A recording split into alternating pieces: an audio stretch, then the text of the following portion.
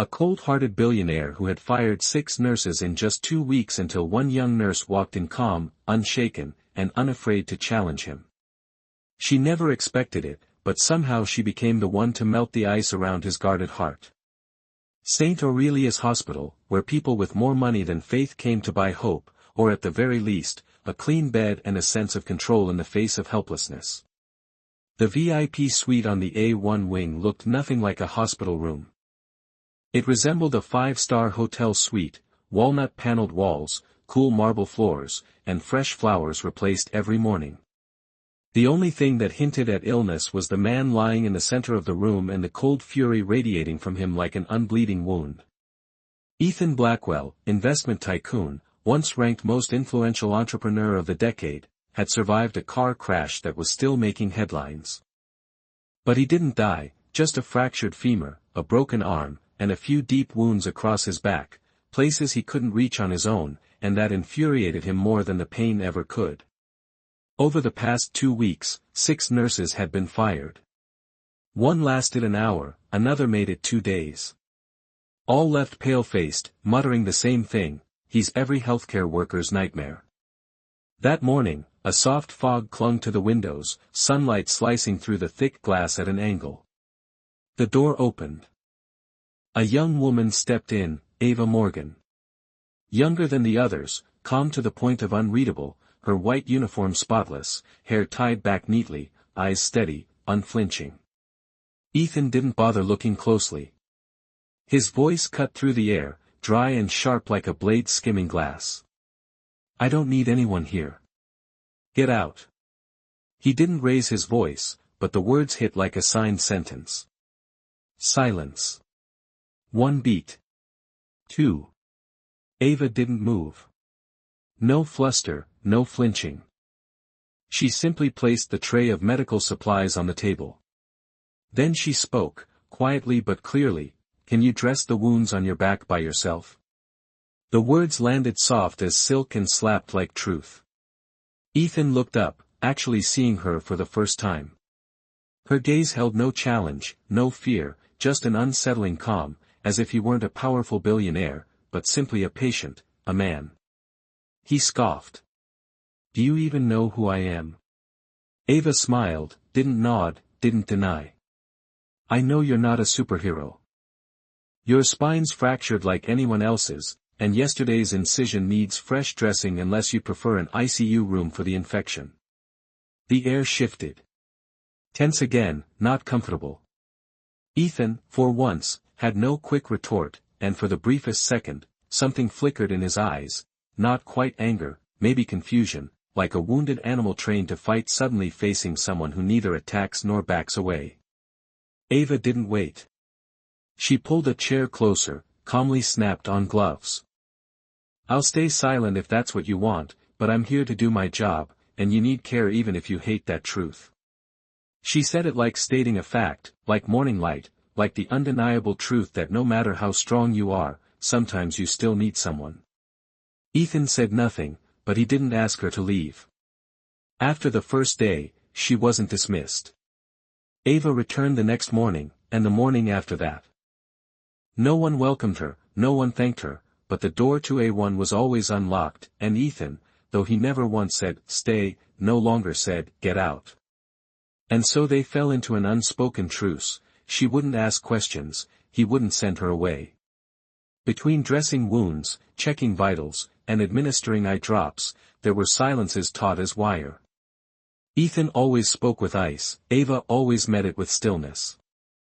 No one yielded, no one exploded, but in that silence something began to shift slowly, quietly, like ice cracking beneath the surface of a frozen lake.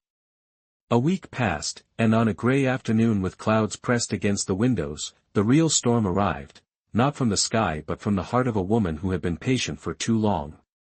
Ethan, clad in a gray patient's robe, was seated on the edge of the bed, eyes locked on his tablet screen, watching the stock market flicker like a cruel farce.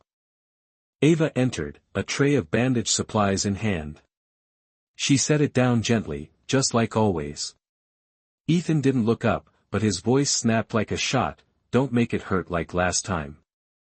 You know I hate the feeling of skin being torn open." Ava calmly pulled on her gloves, said nothing. He kept going, I've hired the best in the world for this. Compared to them, you're more intern than nurse. That was when the storm truly broke, not outside but within her. She looked up, met his eyes, and for the first time, Ava's voice was no longer soft but carried a different weight, a vibration born of dignity and exhaustion. You can fire me right now. Call the manager. I'll walk out. The room fell still. Ethan looked up, thrown off course for the first time. Ava continued, each word striking like a fist against stone, but don't you ever mistake someone's kindness as something you can buy or bargain for. The late light fell across her face, casting shadows under tired eyes, evidence that she had stayed not for the paycheck but because she still believed people could heal, not just bodies but the parts no scan could see. I'm not here to save you. I'm just doing my job as a human being with the bare decency people owe one another. And if you think that's weakness, then you've understood nothing about strength.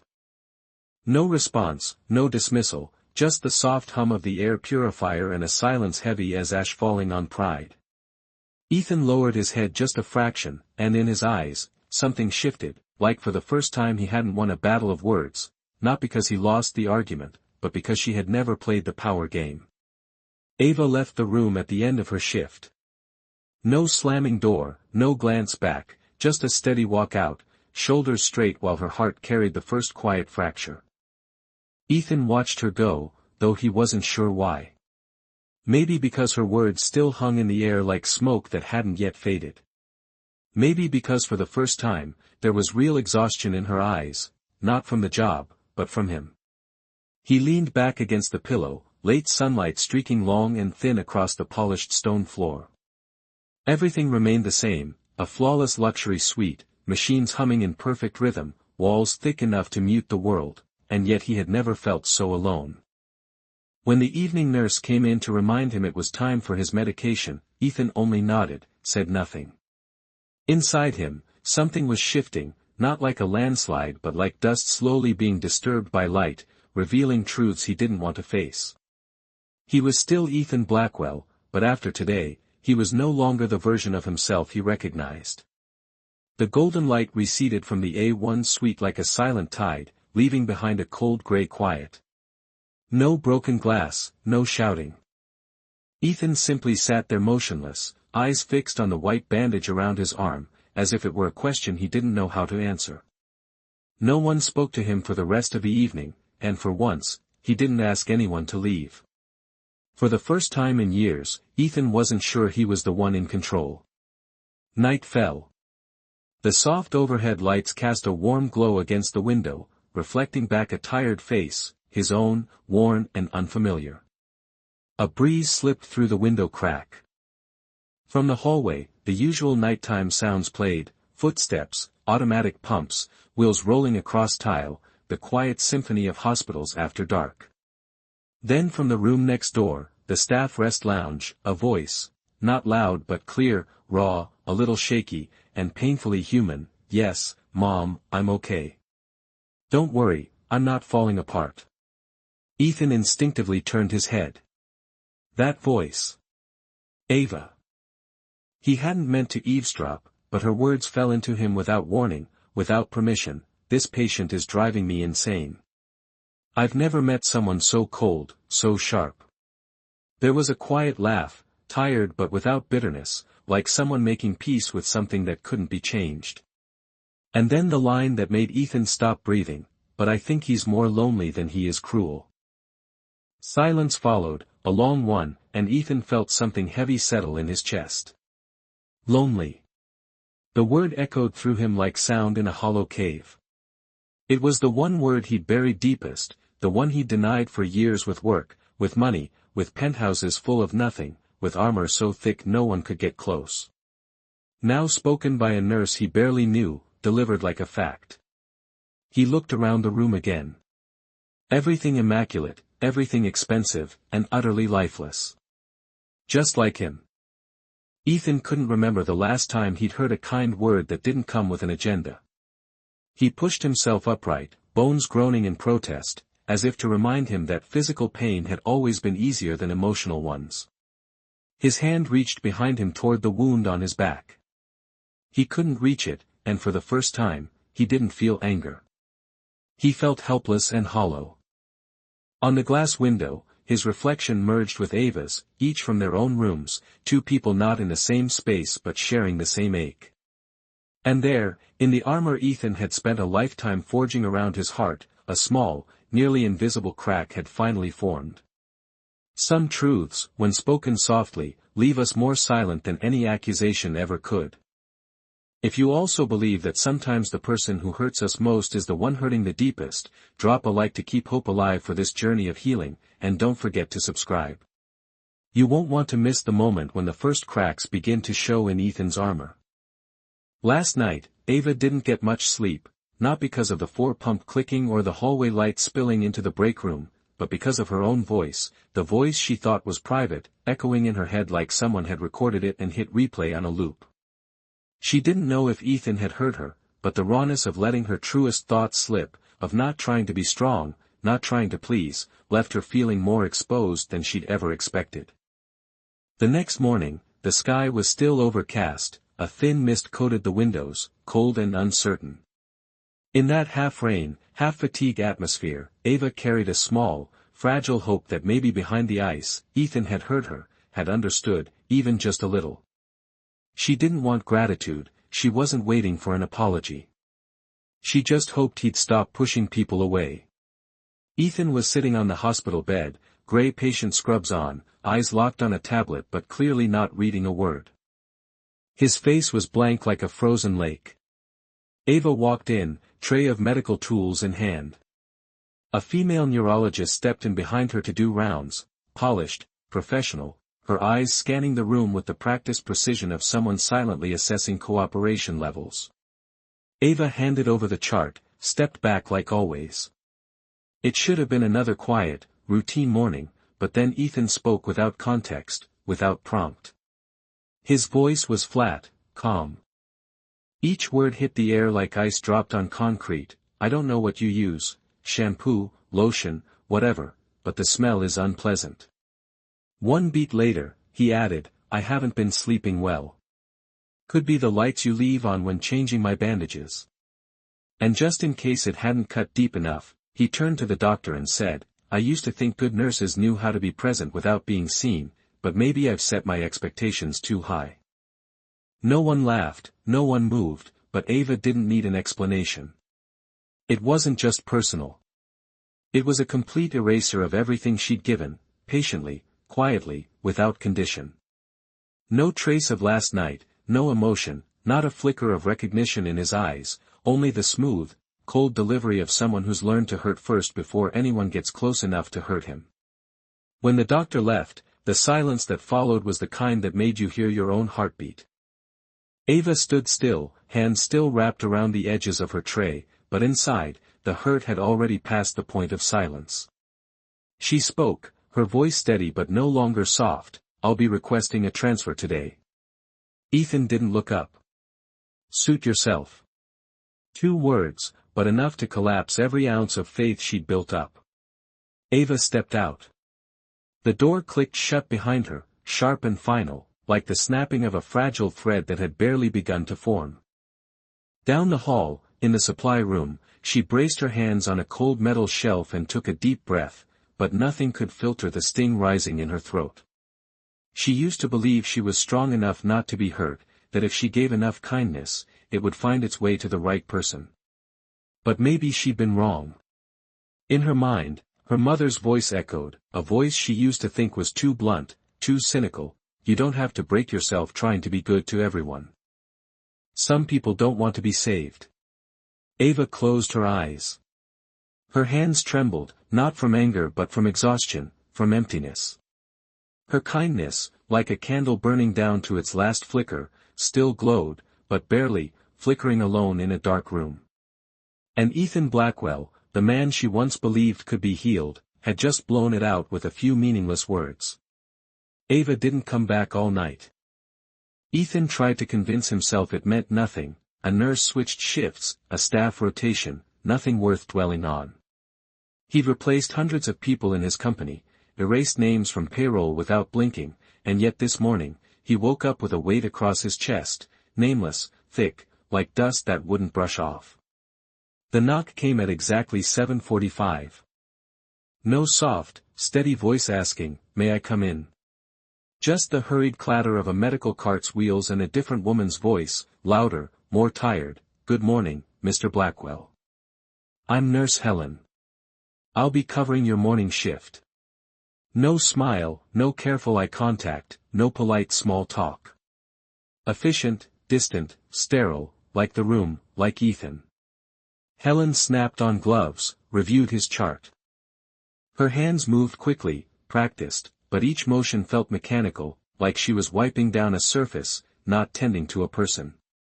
Ethan lay still, eyes open but not focused. In the fog of his mind, a thought surfaced, old, intrusive, "I need her to come back." He shook his head. No. Not now. Helen removed the dressing from his shoulder. It didn't hurt, it wasn't done poorly, but something was missing. Not technique, not precision. Presence. Ava didn't just change dressings. She noticed. She listened. She had that look, the one that made people sit straighter not because they were told to but because they felt seen. She never left a scent, but she left behind something more lasting, the sense that he wasn't fighting this alone.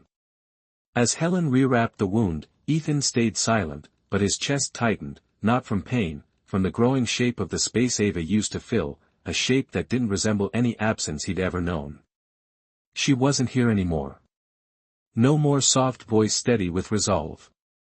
No more hands that worked gently but eyes that seemed to see past skin and into the fractures underneath. No more timely silences. No more words that reached him without hurting. Just a physical presence in the room, a person, not her. Actions, not meaning. Motion, not connection. Helen left. The door closed behind her. The room on floor A1 returned to its default state, clean, bright, lifeless. Ethan stared at the ceiling. The thought returned, uninvited, "She's gone." His chest rose and felt like he'd been running, though he hadn't moved at all. Then, like some dormant survival instinct kicking in, he pushed himself up and reached for the phone, dialed reception, and for the first time, his voice carried no command but something far more unfamiliar, need. "This is Blackwell. I want to see Nurse Ava Morgan." A pause on the other end. "I'm sorry, Miss Morgan requested a shift transfer. She's no longer assigned to VIP care." Ethan closed his eyes. 1 beat. 2. Then exhaled hard, like trying to push the last of his pride out through his lungs. He opened his eyes, his voice steadied, not sharp but real, "I want her back. I'm requesting her personally. Tell management. Tell them the patient needs her." For the first time, Ethan Blackwell said the word need, not for convenience, not for productivity, but from the hollow ache in his chest. Not everyone could change him, but she was the first who made him realize if he let her slip away for good, this time there would be no one else who could take her place. If the moment Ethan whispered, "I need her," made your chest tighten too, hit like to keep the faith alive that even the coldest hearts can learn how to feel. Subscribe to the channel to follow the story's biggest turning point where the heart finally finds its voice. After hanging up, Ethan sat still for a long time. The phone was still in his hand, as if putting it down might erase the words he had just spoken to the world, "I need her to come back." No one responded right away, and in that silence, he realized something. For the first time in his life, he couldn't summon someone's presence with power alone. That afternoon, the medical supervisor stepped into his room and laid a transfer request form in front of him. Under reason, there were standard check boxes: expertise, good rapport, patient morale. Ethan didn't check any of them. Instead, he picked up a pen and wrote by hand at the bottom, "Because she's the only one who never treated me like a failed investment." The supervisor looked up. She didn't say anything, but something in her expression softened. That evening, Ethan wrote another note, brief, plain, without embellishment. West Garden. 5 p.m. No Blackwell, just Ethan. Ava read the note at 2:03 p.m., folded it, didn't cry, didn't smile, but for the first time seeing his name without the weight of power, she felt just a little lighter. She wasn't sure she'd go, but sometimes the heart moves before reason has a say. The West Garden, the only place in the hospital that still felt real. The breeze gentle, the last of the red maple leaves drifting quietly, the lavender bushes dry but their scent still lingered like the remnants of something beautiful that had existed, even if only briefly. Ethan stood there, not leaning on a wall, not in a wheelchair, not Blackwell, just Ethan, a man waiting for an answer to the part of himself he'd buried for too long. When Ava appeared, they stood only a few steps apart, but it felt like a whole lifetime in between. Neither rushed, neither spoke quickly. Then Ethan spoke. His voice wasn't loud, but it was real. "You once said I could fire you." He looked up, his gaze unguarded, exposed, stripped of armor. "But now I'm just asking you not to leave." The wind passed through. Ava's eyes didn't shift, but her heart did. Quiet notes struck deep in her chest, subtle but unmistakable. Ethan took one step closer, not to claim space but to close the distance that had always been made of loneliness. He continued, each word peeling back another frozen layer. "I used to think if no one got close, no one could betray me. I thought coldness was survival. But then you came, not asking, not promising, just doing what was right, quietly, clearly." His voice dipped lower. "And I started to believe that maybe not everyone wants to hurt me." Ava inhaled softly, then asked, "So what is it you really want from me, Ethan?" "No more, mister, no more distance." He lifted his head, this time without hesitation. "I want you to stay, not because it's your duty but because you choose to. I'm afraid that if you walk away again, I won't find anything real left inside me." Ava stepped forward, closer, so close, no touch yet, but her eyes said more than any words could. "I used to think I couldn't trust you, but today I see a man trying to hold on to what's right, not with power but with honest vulnerability." She smiled, barely. "If you take one step forward, I'll stay. But if you step back, I'll be gone for good." Ethan drew a breath. Then he stepped, just one step, but the first true step of a man finally becoming someone he'd never dared to be. He didn't pull her close, didn't grab her hand. He simply reached out, open, unforced. Ava looked at his hand. A moment passed. Then she placed hers in it, like someone handing back trust to a heart long convinced it had none left to give. In a garden where the flowers were fading, something quietly began to bloom, no declarations, no promises, just love in its purest form. Chosen. 1 week later, the wounds on Ethan's shoulder had begun to heal, but the wounds inside him, those were just beginning their journey. Like every other morning, Ava stepped into room A1 and reviewed the chart at the foot of the bed, but something was different. Ethan was no longer the man who simply lay there waiting to be served. He looked up, his eyes steady, his voice soft, "Good morning." Just 3 simple words, but to Ava, they weighed more than any lavish gift ever could. That afternoon, the ground floor rec room, rarely used, had been quietly rearranged, soft lighting, a long table draped in a white cloth, a few plates of pastries, some juice, not fancy but thoughtful. At the center of the table, a card stood propped, a small gathering in the name of gratitude, addressed to every nurse, technician, and medical staff who had cared for Ethan Blackwell. At first, no one believed it. He really invited us. What's the catch this time? But curiosity won, and slowly, one by one, night shift workers, fresh recruits, department heads, they came. The room felt like it was holding its breath. Ethan stood at the head of the table, no assistant, no microphone, just him, a man once known for controlling everything with power, now speaking in his own unfiltered voice.